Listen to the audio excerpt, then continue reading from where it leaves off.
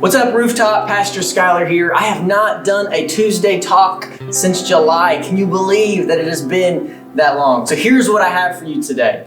Growing up as a kid, there were times that I got picked on. I was a little overweight, and I remember being called ugly by a girl in third grade.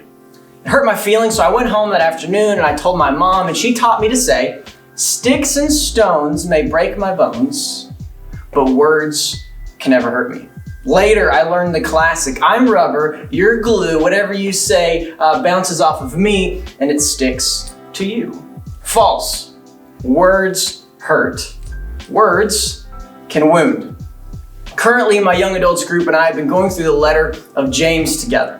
The letter of James is a beautifully crafted punch in the gut. You cannot read the letter of James as a Christian and not feel like you're being punched in the gut or kicked in the shin, but in a good way. James is the brother of Jesus, and he is leading the first church in Jerusalem, the mother church of Christianity. And James is writing to early followers of Jesus and explaining to them and encouraging them in how to walk as a Christ follower. James in his letter pulls from two major sources. Number one, the teachings of Jesus. He is Jesus' brother after all. And the second is the Old Testament book of Proverbs. Jesus tells us in Luke chapter 6 that out of the abundance of the heart, the mouth speaks. Proverbs 12:18 tells us harsh words are like being stabbed with a sword, but the tongue of the wise brings healing. And in Proverbs 18:21, it says that death and life are in the power of the tongue. That's why words wound. Your words reveal what is in your heart. Your words are your heart speaking. So James warns us the dangers of our words. He likens the tongue to a bit in a horse's mouth, a very small thing that can control a large, powerful animal. He also compares it to a small rudder that controls a large ship. And he compares it to a small flame that can set ablaze an entire forest. Your tongue is like a small fire, and if not controlled, the disaster can be enormous. So that Facebook post you just made about someone from the opposite political party as you was not just a harmless post. It was your heart speaking to another soul and telling that soul that they are a coward and an idiot and ignorant. That is not speaking life. That is speaking death.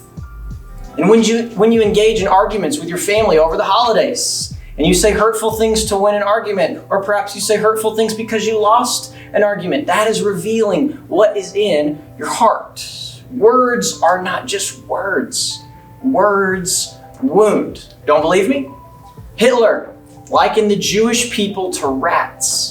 Fast forward a few years and 6 million Jews were killed in the Holocaust.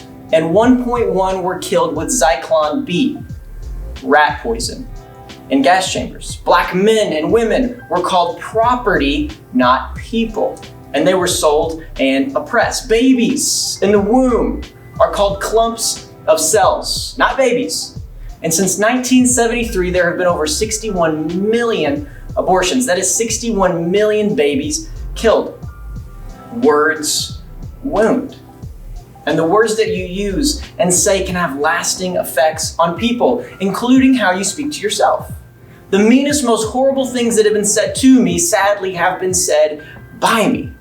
James tells us that it is important for a human being to tame the tongue. So how do we bridle our tongues? We don't. The Holy Spirit does. James isn't telling us to modify our behavior here. He is making it clear how desperately we need the Holy Spirit to do a work in our lives, not to modify our behavior, but to transform our souls and our hearts. And we must root our identity in Jesus and his love for us. Jesus changes everything, including how we use our words.